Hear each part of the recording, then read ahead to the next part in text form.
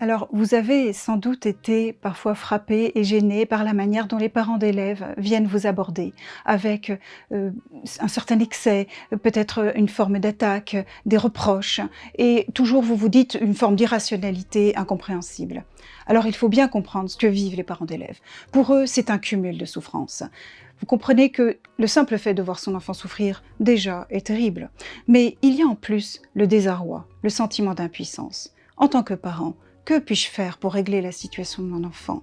Ça ne se passe pas dans mes murs, ça ne se passe pas dans ma famille. Quelle est ma marge de manœuvre? Quasiment nulle.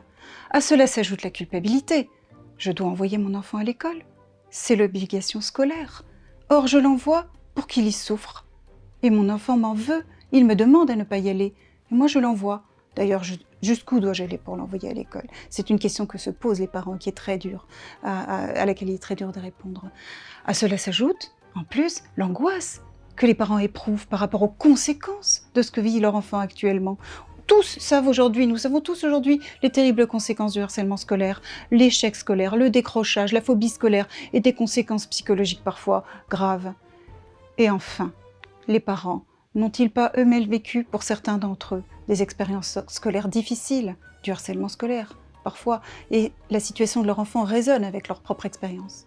Donc vous comprenez que ces parents arrivent avec un tel état de souffrance qu'ils ont vraiment besoin de recevoir de notre part, les professionnels de l'éducation, un accueil empathique, bienveillant, très compréhensif, hein, afin de se sentir compris, rassurés et qu'on puisse enfin aborder la question de leur enfant de manière coopérative et efficace.